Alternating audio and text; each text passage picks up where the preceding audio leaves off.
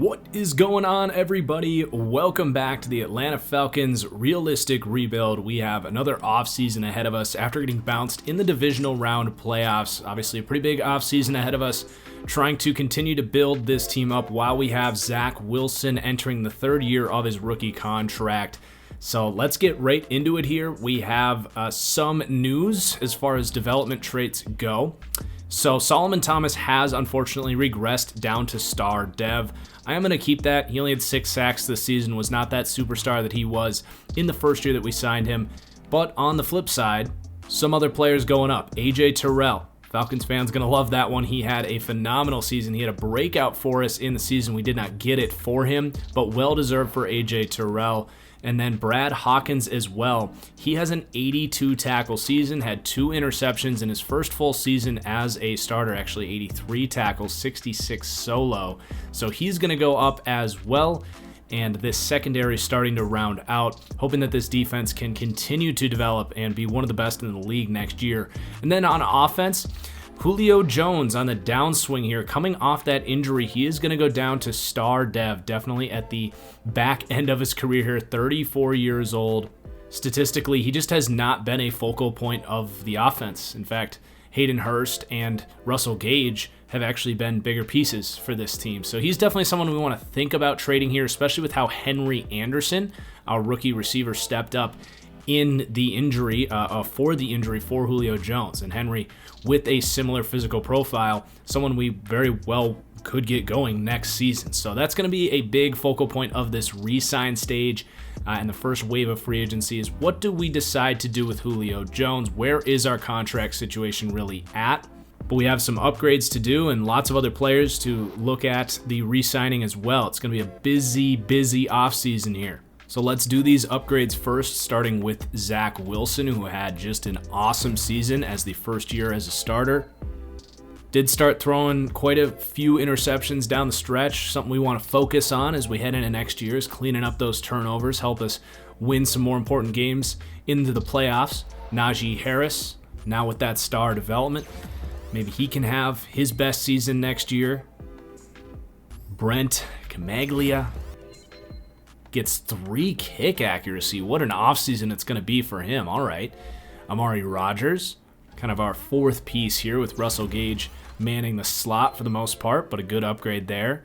Keep in mind, he actually got 2 speed boost on one of his most recent upgrades. So another guy, as a 4th receiver, and that's if we get rid of Julio Jones, we're pretty comfortable with this receiving core, with or without Julio. Shaheem Carter coming in, turning into a player that might be able to play here as kind of a slot, dime, safety, nickel corner type of dude.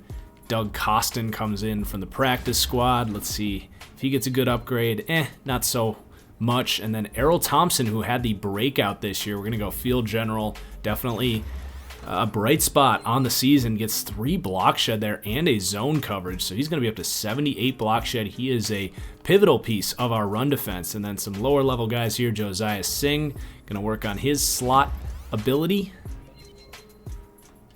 Nice boost. And then a practice squatter, Teron Rush. Interesting here. He gets 2 upgrades. He's only 24. Let's focus on his speed rushing here. Gets a power move as well. He could maybe play if we don't improve the edge situation, at least as far as the depth is concerned.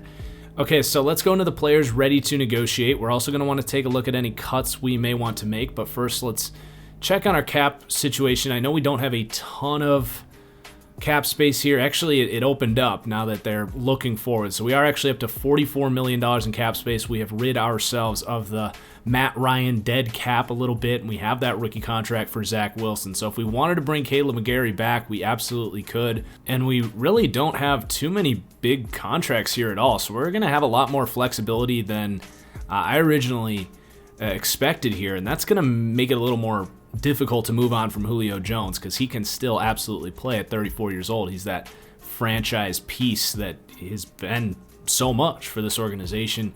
But let's actually extend Caleb McGarry. We don't have any backup plans at right tackle. He's been okay. We declined his 5th-year option. He's the 23rd ranked right tackle in the league. That's worth about $6 million. So I will pay him that over 2 years. And that's kind of a realistic contract for a player of his caliber. So we'll give him that. And he's going to stick around. So that right tackle spot secured. Andrew Beck wasn't bad there at fullback. He actually made some nice plays for us as that lead blocker. He wants about 1.5 per year. I'm going to lowball him just a little bit. Don't want to pay too much for the fullback, but we do use it in this offense, and he's going to stick around. So we lowball him, and that works out. Some of these D tackles didn't really do much for us here. We figured out the free safety, strong safety situation, so we'll let Curse and Davis, the veterans, go there. Our line snapper's up. We can probably get cheaper at that position, but let's just lowball him and see what he thinks. We do need a long snapper. He's going to test free agency. I think we could probably get him back. Kaminsky's up. He never found his way onto the field. McDonald's up. We're going to need a number 2 tight end. And then the rest of these guys, Jordan Miller actually played really well after being called upon. I want to give him another chance here. He wants $2 million and on a 1-year deal. I actually think that's pretty realistic to provide some depth, a guy that is familiar with the scheme here. And we're going to continue the development of Jordan Miller here. Rosen's up. We'll let him go along with the rest of these guys. So there's our re-sign stages. Actually not too bad. The cap space opening up pretty nicely. So we can't trade Julio right now because he's technically unable to pass his physical at the moment. But after we advance, we can at least entertain this conversation. It is a really difficult decision. I want to get Henry Johnson going, but at the same time, Julio can still play, and he's such a leader for this team. So that's going to be a very, very tough decision in just a moment here. But let's advance to stage 1 of free agency. Once we see our options, it will definitely open things up a little bit as far as what we want to do here. And we actually have a full roster at the moment, so we have good depth. It's just a matter of a couple pieces here or there, and then also finding star upgrades where we can. You know, our offensive line's in pretty good shape, really the offense in general. Maybe we would add a running back, but I feel pretty good about Najee Harris. And then on the defense, I'm really looking at the defensive line. We like what we have in Grady Jarrett, obviously. Marlon Davidson, Solomon Thomas, these guys are good, but if we can find a superstar either there or at corner or at safety, any of those positions are pieces that we could, invest in a superstar if they're available.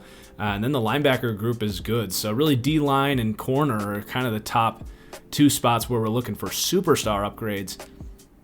Otherwise, we might want to just save some of this cap space for later when we got to extend some of these guys. So at corner, there's no superstar upgrades. Remember, we did spend that top 12 pick on Robinson there. Definitely a player we don't want to give up on. And Sheffield was really good in the slot. So right away, I'm not seeing any sense really in paying any of these corners because we did re-sign Miller as our 4th corner. Same thing goes at safety. So unfortunately, the positions that we need are not the positions where superstars are present. Bobby Wagner does hit the market at 33 years old. He knows the scheme. We've been running that Seattle 3. It would require us to move on from Errol Thompson, but, Seattle's invested in all those linebackers, a long time great there. They just wanted to move on, get a little cheaper at that linebacker spot. That's extremely tempting. I know it would help our defense for 1 year. It'd be a great mentor for Errol Thompson. It would be a bit of a slap in the face for Thompson, but I think long-term that might be best case for him. So I like that idea. I think it just all kind of adds up. It all makes sense. And we're going to offer him more than he's asking for, a $10 million contract for 1 year. We do need some help at tight end, so Jack Doyle becomes available. Cahill Waring is an interesting player here. He's only 26 years old, a good athlete, but the run blocking not quite where I want it for a number 2 guy. So I'm going to look at someone else here, maybe not Croft necessarily. How about Adam Shaheen? Done in Miami, and I think that's a better option here, a much better blocker. He wants a lot of money there, 3 years, almost 3.5 per year. I'm going to decrease this, and we'll just see where he's at on that.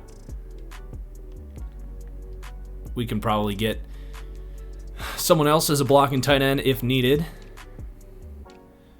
O-line, we could go after Rodney Hudson, but I like the development Matt Hennessy has shown there. We're going to keep rolling with him. And then no true upgrades at tackle after we paid Caleb McGarry, so we're good there. We do need some depth on the defensive line.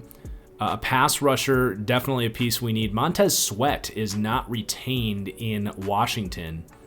And Chase Winovich is let go, as is Sam Hubbard. All these guys would be decent options here. But Graham was good for us, and I'm not ready to move on from Solomon Thomas. I'd more be looking at more of a role player at that defensive end position. Maybe an older Melvin Ingram or Ofedi Odenigbo.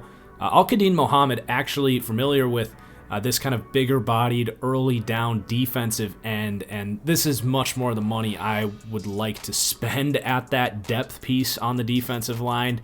So we're going to give him exactly what he's offering for. He's a player I really like, so I'm going to give him a contract to just be a rotational piece and add some nice depth to this D-line. And then Rashawn Gary doesn't work out for Green Bay either, but Carolina is interested in Gary there. They're going to give him way more money than I'm comfortable doing. The only other thing we need is a defensive tackle, and I'm going to bring back Malcolm Brown just to be that nose tackle. Played for us last year. We can just get him on a one-year deal. And then I'm going to make an offer to bring Josh Rosen back as well. So there's the offers. Not too exciting, but definitely filling out the roster where needed. And hopefully we can land that star linebacker in Bobby Wagner. Add some more physicality to the top linebackers on this team. So we get Wagner, Rosen, Brown, Muhammad. All that's left is that tight end spot. But I'm just going to advance one more week, get to stage 3 here. We have a 5th-year option on A.J. Terrell. Well, he hasn't turned into a superstar. It would be about $9 million. That's a lot for a corner, but I think he's going to continue to develop. He's on the upward trajectory, so I will pick it up. Gives us some flexibility there, even if he is a little more expensive on that 5th year than we'd maybe like. Shaheen's still not getting any offers, so I'm going to roll the dice that he concedes and signs with us. Otherwise, we could probably get him early on after the draft. And he does not sign with us, so we do still need a blocking tight end, but the rest of the roster in great shape now. Heading into the draft season, I think I've kind of made my decision. I don't see any reason necessarily to trade Julio Jones. Maybe a prospect stares us in the face here in the draft in the 2nd round, and we think about using Julio as a piece to go get him. You're not getting a 1st-round pick for Julio Jones coming off a significant injury at 34 years old if we're keeping this thing realistic. But heading into draft day, I'm going to stay put here on the Julio Jones situation. So let's advance to the draft. So we have the 27th overall pick. Again, pass rushers, corners, maybe a free safety would be our top needs here. Maybe a tight end. Hayden Hurst has been good, but we do need a second guy, and Hurst is 30 years old. So there's no one at the top of the board necessarily, but something to consider. And unfortunately, it's also not a very good tackle class if we were to look for a long-term replacement for the right tackle. It is a good pass rushing class. Lots of guys with 1st-round grades. I've definitely got my eye on this Dylan Donald. We know Donalds can get after the pass rusher, but this guy's a good athlete. He grades out really well, so I like what we see there. This is more of a bigger-bodied defensive tackle for us. And then Nate Howard here, incredible athlete. Actually projected mid-1st round. I would definitely thinking about moving up for him. He looks incredible. Rudy Domain, potential Solomon Thomas replacement long-term. And another more defensive tackle type here, but wouldn't rule him out. And another good athlete out of Clemson, 21 years old. If we could get any of these guys in the 1st round, I'd feel pretty good about it. Even down here, our scouts have a 1st-round grade on this young man out of FAU, 21 years old. So I don't think trading up makes a ton of sense. The corners, I mean, this guy looks pretty awesome, but he's a man cover guy. We're more of a zone team. This corner class, really not that impressive. So unfortunately, this offseason not too exciting for us as far as top talent at our biggest needs. But I think it makes sense to skip to our next pick, knowing that I think we should be trading Julio Jones and our pick to go get, basically. So let's just go ahead to our pick. And most of those pass rushers go, except for Antoine Clements out of Clemson. And I like that move. This guy looks like he can play. He's a decent athlete for a pass rusher, more than decent, especially at that size. 4'6" at 270 pounds is no joke. So this is a pretty no-brainer selection here. Antoine Adams, 75 overall. He's the number 7 true value in the draft. He does have normal development, but this is a player that we can absolutely develop. Work on those power moves a little bit. He doesn't have to play right away. We got plenty of depth at that D line, but I am more than happy with that pick right there. And he might start over Graham, who's our other young pass rusher here. But with that, I'm going to skip ahead to our next pick. If there were tackles or corners that I had my eye on in this draft, I would think about moving up for them, but I just don't think that's the case in this draft. So we're just going to stay true to our draft board and see what we can do here. Now, as you go a little bit further down, there are some really intriguing players. I found about 5 corners that would fit our scheme, either in the slot or on the outside. Some really intriguing free safeties here. Our scouts are giving us a first-round grade here on Martin Oliver, who runs a 4.46, 21 years old. Almost a no-brainer selection here at the end of the second. Some strong safeties we like as well. Some centers that look pretty good. That's our weakest position on the offensive line at the moment. And then don't forget about Alonzo Bowden. Has that first round grade as well. And then this tight end is extremely athletic, a 4.5, 4.40. He is unscouted. But I'm going to go ahead and grab the free safety here out of Auburn. Just 21 years old, 4.46 40. Now, he's not like, at least it's not telling us that he's an Earl Thomas type as far as his zone coverage. That's something we'd have to develop. But we're going to maybe replace here Isaiah Oliver with Martin Oliver at that free safety spot. And he's got hidden development. And wow, he's got burst. He can play in the slot. He could even play corner for us, to be completely honest,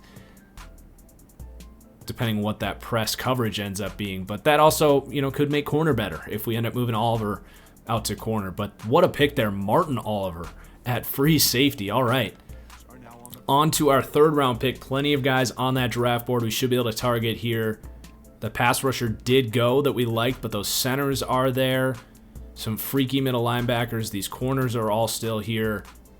And I'm actually going to grab here Scott Chambers. He is technically a defensive end, but he will play defensive tackle for us. He's got B+ power moves, 22 years old, out of USF. Normal development, but he can absolutely rush the passer there, and he has some burst as a defensive tackle. He's not bad against the run either, so I'm happy with that pick. Next up, I'm going to grab one of these corners here. And this one looks like the best scheme fit here. Nate Clark out of TCU. He's 21 years old, 4.5 40, not bad, but he's got the press and zone coverage we look for as that lengthy outside corner. He's not dumb. He's got C+ play recognition, and that's a pretty good pick. I'm more than happy with that right there. He plays the run well. He can absolutely be a 5th corner for us. 4 of those corners still there. Leighton Simpson is only a 6'1" center. I'm not sure he's got the upside to replace our current guys. We drafted a center last year as well. I'm actually going to look at tight ends real quick. Our scouts didn't do the best job here, but the best athlete with a lot of size here at Washington State. Let's just roll the dice and see what we get here. And he's actually not bad, 65 overall at this point. Run blocking is salvageable, needs to be developed, but a good athlete and definitely a project at tight end. Still might want to sign an Adam Shaheen or whatever, but let's go to the 6th. The center is still there, as are these corners. And I'm going to take another chance on a corner here, Rashad Rutherford. He's 21 years old. He's a really good athlete. He is a smart player. He's got good zone. He fits the scheme. And again, just a good scheme fit. Needs to work on that press big time. Otherwise, he's going to be defaulted to a free safety, at least in our scheme. And then let's go to the end of the 7th. Maybe we can still get that center. No, he has gone. So let's just take a chance on a tackle here. And let's go with some youth if we can find it. 21 years old. He's not very strong. But we're going to go with Scott DePolfi. 62 overall, not too bad. For 7th round pick, close to Mr. Irrelevant. That was a great draft, if I do say so myself. We're going to have some tough cuts to make this year. We got close to like 63 players on the roster. So we get another pass rusher. Martin Oliver, probably the pick of the day. I don't know if he'll start right away. He might, but he's got hidden development and crazy athletic potential as a young free safety. And then some guys that can really play and develop here. I think all these guys have potential for the future here. So we're going to go ahead and get to the first week of the preseason. We could use a blocking tight end, but frankly, this roster is pretty loaded. I don't know how many undrafted free agents we're going to have room to make the team, but we will take a peek and point out anyone that stands out to us as far as undrafted free agents go. You can see there's 64 players on the team already. So Shaheen ends up signing, so I'm going to actually kick the tires on Thaddeus Moss. He's one of the top blocking tight ends available. He is the son of Randy Moss and was personally one of my favorites coming out of the 2019 draft, just an injury-ridden player. But in a role as that number 2 tight end, he might have a chance to stick here. And then I'm just going to scan and point out any undrafted rookies here that we want to sign. There is a pretty good-looking rookie out of Oklahoma here with a lot of athletic upside, 22 years old, just falls through the cracks here, so we'll pick him up. Staying the course here with Oklahoma, going to grab Kerry Knox. Looks like Brendan from The Bachelorette. So a couple of Sooners heading east to Atlanta. A very intriguing, big-bodied middle linebacker out of Michigan State with really good athletic traits. Definitely someone worth gambling on here. 6'2", 243 out of the Big Ten. How'd he go undrafted? And then our scouts also have eyes for Monty Woodson, 21 years old, 75 finesse moves. Just kind of that burst and bend around the edge, so we're going to give him a crack as well. A 6'3" lengthy corner out of Clemson, maybe a practice squad developmental guy if we can get him to fit the scheme a little better. And that's going to do it. So we got to do our focus players. I'm going to use this on Zach Wilson. Let's stick with Martin Oliver. And then I think we should probably bring Henry Johnson along a little bit more. He's still only 22 years old. So we're going to advance ahead through the preseason. Probably going to have some mentorships here. Starting with Jake Matthews, who's going to mentor our center, Ted Holliday. And we're going to work on some of the physical run blocking here. Let's work on run block power for him. Jake Matthews definitely getting up there in age. That tackle position is becoming a pretty pressing need at this point as we head into the 2023 season. But we're at least in good shape here for the year. A couple more mentorships. That's the benefit of keeping Julio around. Let's see if it's for Henry Anderson, or Henry Johnson rather, and it is. It didn't seem to give us an option there on what we wanted to do. Not sure if we missed it last week or what that was all about, but let's get through week 3, hopefully healthy. And we're through week 3 healthy with 17 really difficult cut decisions to make. We'll do our upgrades first. Keep working on that deep threat ability here for Henry Johnson up to a 76. There you go. Zion Johnson. Let's boost his pass protection a little bit, actually. Kendall Sheffield goes up 2 overall from the slot upgrade. 4-man coverage, 2 press. And he actually went up to star development. We didn't have a breakout for him, did we? I can't remember. he must have gone up with the season he had, and regardless, I think that is absolutely warranted. Yeah, he went up naturally. No breakout scenario for him. Thaddeus Moss gets an upgrade. All right, let's work on that blocking. If he can stay healthy, he can be a piece. Pete Warner, I don't know if he's going to make the team after some of these linebackers we added. And then AJ Terrell, we're going to stick with the zone. Hoping for a big year for him. That's a good upgrade. Just want to peek at our stats, give us an idea of who wants to make this team here. Looks like Tim Jordan had a good preseason there. And no surprise with these receivers. Thaddeus Moss definitely making this team. I'm excited to see what he can do. Andrew Beck, decent. And then defensively, Bobby Wagner showing up. Sacks, Davidson, Solomon Thomas ready for a good year. Antoine Adams making a case for a starting job with the preseason he had there, a sack and a half. And then interceptions, Sheffield gets a pick. Jordan Miller gets a pick on that 1-year contract. I think he should be kept around here. He's produced for us. So we have some very difficult decisions to make here. 17 cuts. And Derek King, I'm sorry, you're not going to make the team. He's not practice squad eligible. We only need 2 quarterbacks. We only need 3 running backs. So Javier Parks, he's 24 years old. Undrafted pickup from last year. We're going to actually just release him outright. Wide receiver. So we have... really, what is that, 6 deep? 1, 2, 3, 4, 5. 5 deep, and then a battle here between Parchment and Mullins. It's a pretty easy decision. Mullins is, high upside here with that speed coming out of Oklahoma. I'm just going to release Andrew Parchment, and Andrew Mullins is going to make the roster here.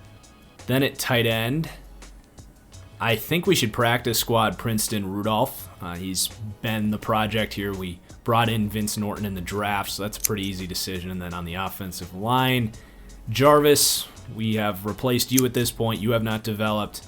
And then I think we can probably release Deontay Demery as well after we drafted Scott DePofi. He's 21. At center, I think I'm actually going to keep all 3 of these guys, which means I think Kerry Knox out of Oklahoma is going to make the roster here. We got 11 more cuts to make. Kwity Paye, he just has not come along. He hasn't earned those opportunities. We can still practice squad him, but not looking great for Kwity, who's looking like a bust at this point. And then we have a bunch of defensive ends here. And I think Polite, not going to make the cut this year.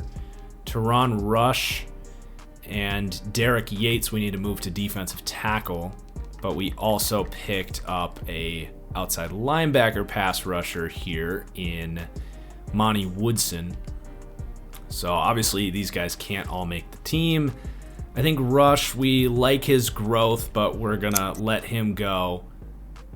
And that'll leave us with 5 edge guys here. Adams, who was our first round pick, and then Graham, Muhammad, and Monty Woodson, an undrafted pickup. And then lots of defensive tackles here now. Got Jared, Davidson, Brown, kind of the 3 lead guys here. And then I like Scott Chambers as a developmental piece. I don't think we need Doug Costin here. He was on the practice squad last year. I am in a practice squad Derek Yates, developing as a power rusher. And then unfortunately, Neil Farrell is going to have to go to the practice squad as well. So that leaves us with 5 here. Linebacker, time to let Warner and Monty Rice go, because this Will Ross out of Michigan State is going to be our young 3rd middle linebacker. Obviously, Errol Thompson not going anywhere, learning for a year under Bobby Wagner. But this Will Ross was a great find by our staff. He needs to work on that block shedding a little bit if he's going to play that thumping middle. And we obviously have Errol Thompson as well, but I'm excited about this linebacker group. And then the corner is going to have some tough decisions here. We're down to 3 cuts. I like our corner room. Let's look at the safeties first. I think Jalen Hawkins can probably go at this point. 26 years old. He's on the last year of his contract, so that makes things a little easier here. And then strong safety, we have Shyheim Carter. I feel like we could actually upgrade at that spot. Some safeties available on the market. I think I saw Nasir Adderley. I'd much rather have him than Shyheim Carter. So I'm actually going to make that move real quick. Actually, snooze, you lose. He's gone. But some of those guys from the 2020 NFL draft are sitting here. Guys like Burgess, Brandon Jones, and Antoine Brooks. None of them working out for their teams. Let's go ahead and sign Brandon Jones out of Texas to be the backup strong safety instead of Shyheim Carter. And then 2 cuts to make with all of these corners. This is not easy. So much potential and athleticism with this group. So we have Jordan Miller, who is clearly the best 4th option for the event of injuries. We want to keep him around. And then we have these other 4 guys. So we drafted Clark and Miller. Actually, not true. We drafted Clark and Rutherford. So we're just going to practice squad Singh and Miller. Makes the most sense here. And there are your 2023 Atlanta Falcons. We are an 80 overall on both sides of the ball. We've got some interesting depth chart decisions to make. Some interesting young players to keep an eye on this year, like Oliver at free safety, the rookie. We have big expectations for Robinson, who we spent that top 12 pick on last year, waiting on that athleticism to shine through. Hopefully in year 2 that'll be the case. And then Henry Johnson on the receiving end as a second-year player here with Julio Jones there at 34 years old. Do we rotate these guys a little more? And yeah, we've got a fun season ahead. Now remember, we only get to play 6 games, and we do them as the play the moments mini games here. So we're actually going to pick which games we're going to play before we wrap up the episode here. We also have some housekeeping to do as far as setting our season goal, our depth chart, and our captains here. But our goal this year is to make the Super Bowl. We went to the divisional round last year. We fell short, so pretty obvious goal there. And then for the captains, I don't think we have too much to change here. We got Jarrett, Deion Jones, and Julio. Jake Matthews. I want to make Zach Wilson a captain. And then Bobby Wagner as well. And Wagner's actually going to roll with 56 because Foye Sadalukan has been repping that 54 for a while. Not going to mix that up. But the last order of business here is to set the depth chart. I will just stop along the way here if there's any controversial or close decisions. Going to leave Julio as the number 1 wide receiver, but I might go in and make Henry Johnson a piece in some of the formations to make sure he does get some playing time. I do think it's probably time to go to Ted Holiday at center. He's a much better player at this point, and Hennessy just hasn't developed quite to the level I would hope for, and his contract's going to be up this year, so I think it's time. I was hoping Hennessy could get into the mid-70s, but he just did not have that developmental track, so it's Ted Holiday's time to win that job at center. And then we have a debate as well as far as the right defensive end. Both of these guys, fairly similar players. Antoine Adams, a better early down run defender and the 1st round pick. I'm going to start him. Cameron Graham will absolutely be playing in pass rush downs. Both these guys will get their opportunities. And then Muhammad's just going to be a rotational piece. No questions at defensive tackle or the rest of this defense. I suppose at free safety there kind of is, but I'm going to start Isaiah Oliver. He's the better player right now. Oliver needs to develop that zone coverage before we're comfortable playing him in that free safety role where he has so much potential. Ito's going to be our primary return man, but look at Addison Mullins. He is a good return man with that speed. He is an intriguing player. We have so much talent at that wide receiver room. He's just another one. And you know what? We actually forgot our long snapper. So we're going to have to make one last tough cut here. And I'm just going to pretend that Aaron Quincy can play long snapper here. He actually has hidden development, though, so what a find that is off of the Bucks practice squad. We are just looking for the worst center out there, and we end up with hidden dev center. So I don't know if he's going to be able to develop to be serviceable or not, but that means we're going to have to practice squad the 6'1" Kerry Knox out of Oklahoma. And then we're going to play some matchups here as far as the pass rushers go. But Antoine Adams, got to get him a better number here before we get out of here too. First round pick there. But him and Solomon Thomas will technically be our starting edge players. And then Grady Jarrett and Davidson will be the interior guys there. But obviously Thomas can kick inside, do some stuff there. So a lot of packages will have Graham and Adams on the edge there. And then Wagner's actually going to take a seat as the sub linebacker. We're going to stick with Aluakan. And our free safety is actually going to get some chances on and off as the rotational slot corner, as sort of that dime back role. And there's the practice squad. Okay. Super excited for this season, everybody. Please hit that like button. Views have been a little bit down, but we're continuing to roll here. So hoping to continue to have success with this series, both on the field and in the series itself, as far as how well we're doing. We're going to play our 3 home divisional games against the Saints, Bucks, and Panthers, obviously. And then we're going to play the opener against the Bears, who beat us in the playoffs last year. That'll be fun. We'll play Russell Wilson and the Seahawks week 11, and we'll play the season finale against the Colts, spreading out the season a little bit. Fun episode, everybody. Cheers, and we'll see you for the next one. Peace out.